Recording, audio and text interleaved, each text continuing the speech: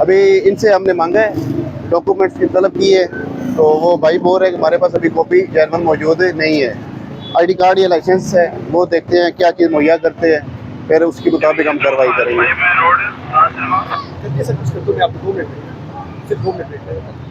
यार ID card आपका अपना है तो उसमें 2 मिनट की कौन सी बात आ गई है?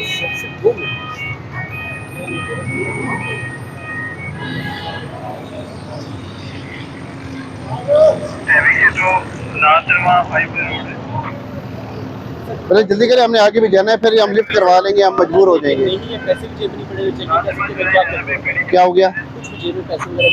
देखिए हम आपसे ना पैसे नहीं मांग रहे, आप